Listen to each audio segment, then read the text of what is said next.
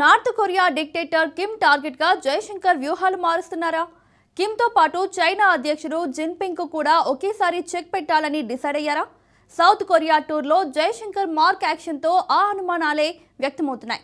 Recent గా Myanmar తో secret defence deal చేసుకున్న కిమ్ కు కౌంటర్ గానే దక్షిణ కొరియాతో డిఫెన్స్ డీల్స్ కు పిలుపునిచ్చారు. ఈ ఒప్పందాలు భారత్ దక్షిణ కొరియా సంబంధాలను నెక్స్ట్ లెవెల్ కు చేర్చడమే కాదు, కిమ్ జిన్పింగ్ కుట్రలకు చెక్ పెట్టబోతున్నాయి. ఇంతకు భారత్ లక్ష్యంగా ఏకమవుతున్న చైనా, మయన్మార్, నార్త్ కొరియాకు కౌంటర్ గా జయశంకర్ అమలు చేస్తున్న వ్యూహాలేంటి? సౌత్ కొరియాతో next level friendship Kim Jinping కుట్రలకు ఎలా చెక్ పెడుతుంది? Let's watch. Target Kim Jong Un. South కొరియాలో జయశంకర్ గేమ్స్. నార్త్ కొరియా, చైనాకు చెక్ పెట్టడమే లక్ష్యంగా వ్యూహాలు.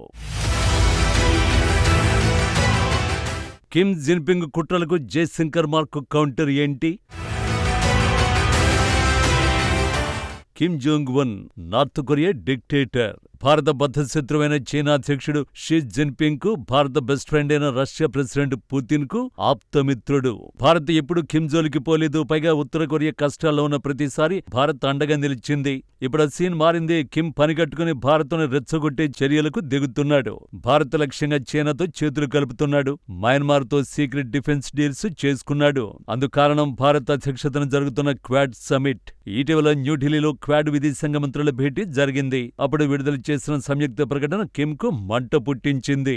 ఆ ప్రకటనలో ఐక్యరాజ్య సమితి భద్రతా మండలి తీర్మానాలకు అనుగుణంగా నార్త్ కొరియా సంపూర్ణ అణునిరాయుధీకరణపై మా వైఖరిని మళ్లీ తెలియజేస్తున్నాం. సంబంధిత తీర్మానాల కింద ఉన్న అన్ని బాధ్యతలను ఉత్తర కొరియా పాటించాలని కోరుతున్నాం అని పేర్కొన్నారు. ఆ ప్రకటనపై కిమ్ సీరియస్ అయ్యాడు. భారత్ పేరెత్తకుండానే అణ్వస్త్ర కార్యక్రమాన్ని ఎప్పటికీ విడిచిపెట్టబోమని, తమ జోలికి రావద్దని హెచ్చరించాడు. ఆ తర్వాతే భారత లక్ష్యంగా కుట్రలు స్టార్ట్ చేశాడు. మయన్మార్ తో సీక్రెట్ డిఫెన్స్ డీల్ అందులో భాగమే. Sango class submarine. Myanmar, north Korea మధ్య జరిగిన సీక్రెట్ డీల్ ఇదే. చిన్న పరిమాణంలో ఉండే ఈ మిడ్జెట్ సబ్మెరైన్లు తీర ప్రాంత రక్షణకు ఉపయోగపడతాయి. మయన్మార్ తన సుదీర్ఘ తీర ప్రాంత భద్రత కోసం, బంగాళాఖాతంలో పట్టు సాధించడం కోసం ఇలాంటి చీప్ గా దొరికే సబ్మెరైన్ టెక్నాలజీపై కన్నేసింది.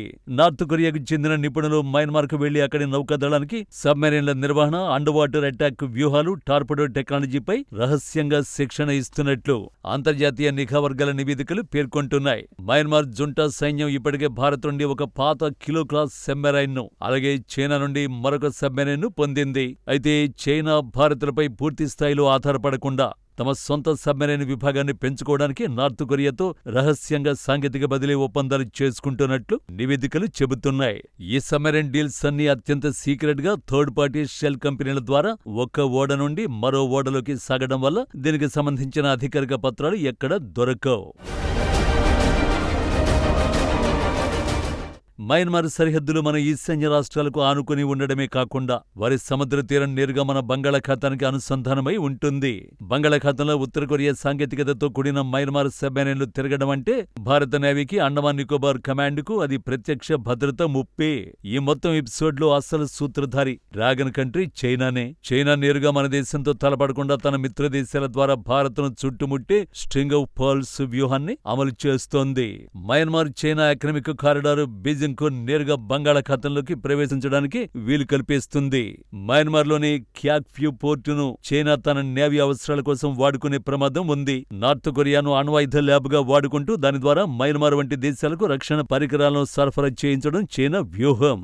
దీనివల్ల చైనాపై నేరుగా ఎలాంటి అంతర్జాతీయ ఆంక్షలు రావు. చైనా ఈ కుట్రల గురించి భారత్ కు కూడా తెలుసు. అందుకే ఆ మూడు దేశాల లక్ష్యంగా స్వయంగా జయశంకరే యాక్షన్లోకి దిగారు. సౌత్ కొరియాలో సరికొత్త గేమ్ స్టార్ట్ చేశారు. Why India and the Republic of Korea must cooperate more closely.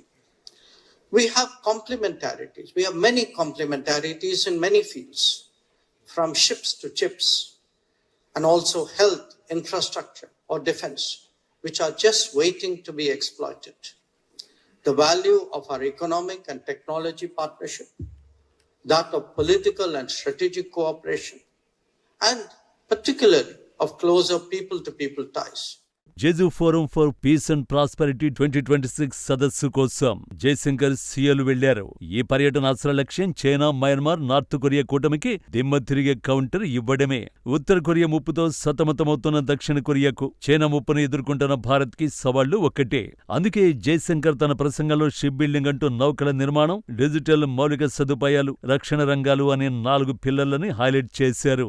ప్రపంచంలో అత్యుత్తమ సబ్మెరైన్లు, యాంటీ సబ్మెరైన్ వార్ఫేర్ అంటే నౌకలను, జలాంతర్గాములను కూల్చే సాంకేతికత కలిగిన దేశాల్లో దక్షిణ కొరియా ఒకటి. Jaishankar South Korea ship building రంగాన్ని ఆహ్వానించడం వెనుక ఉన్న ప్రధాన ఉద్దేశం ఇండియన్ నేవీ, కోస్ట్ గార్డ్ నౌకల నిర్మాణ వేగాన్ని పెంచడమే. మయన్మార్, ఉత్తర కొరియా సబ్మెరైన్లకు చెక్ పెట్టాలంటే బంగాళాఖాతంలో భారత నేవీ నిఘా, దాడి సామర్థ్యం అత్యంత ఆధునికంగా ఉండాలి. అందుకు సౌత్ కొరియా సాంకేతికత భారత్కు ఎంతగానో ఉపయోగపడుతుంది. దక్షిణ కొరియా విదేశాంగ మంత్రి చో హ్యూన్తో జయశంకర్ జరిపిన చర్చల్లో రక్షణ, డిజిటల్ అంశాలు ప్రధానంగా వచ్చాయి. దీని అంతరార్థం శాటిలైట్ నిఘా, రియల్ టైమ్ ఇంటెలిజెన్స్ షేరింగే. ఉత్తర కొరియా నుండి బయలుదేరి అనుమానాస్పద నౌకలు మయన్మార్ తీరంలో తిరిగే చైనా సబ్మెరైన్ల కదలికల్ని సౌత్ కొరియా నిఘా వ్యవస్థల ద్వారా భారత్ సేకరించగలదు. అలాగే హిందూ మహాసముద్రంలో చైనా కదలికల సమాచారాన్ని భారత్ దక్షిణ కొరియాకు ఇవ్వగలదు. ఈ సమాచార మార్పిడి శత్రుకూటమి వ్యూహాలను ముందుగానే పసిగట్టడానికి సహాయపడుతుంది. జయశంకర్ దౌత్యం ఎప్పుడూ డిఫెన్సివ్ గా ఉండదు, అది ఆఫెన్సివ్ వ్యూహాలతోనే ఉంటుంది. అందుకే మయన్మార్ సరిహద్దులో ఉత్తర కొరియా సబ్మెరైన్ డీల్ రూపంలోనూ, చైనా కుట్రల రూపంలోనూ ముప్పు పొంచి ఉందని తెలిసిన వెంటనే ఆ 2 దేశాల శత్రువుకు శత్రువైన దక్షిణ కొరియాతో భారత్ చేతులు కలిపింది. జయశంకర్ సౌత్ కొరియా పర్యటన ద్వారా అంతర్జాతీయ సమాజానికి భారత్ 3 స్పష్టమైన సంకేతాలు ఇచ్చింది. మొదటిది, బంగాళాఖాతంలో లేదా ఇండో పెసిఫిక్ లో చైనా, నార్త్ కొరియా, మయన్మార్ ఏకపక్ష ఆధిపత్యాన్ని భారత్ అస్సలు సహించబోమని. రెండోది, రక్షణ, నావికా రంగాల్లో భారత్ తన సామర్థ్యాలను దక్షిణ కొరియా సాంకేతికతతో మరింత శిఖరాగ్రానికి తీసుకువెళుతామని. ఇక మూడోది, ప్రపంచ ఆర్డర్ కేవలం చైనా, అమెరికా చేతుల్లోనే ఉండే విధ్రువ ప్రపంచం కాదు. ఇది భారత్, సౌత్ కొరియా వంటి శక్తులు నిర్ణయించే మల్టీపోలార్ వరల్డ్ అని.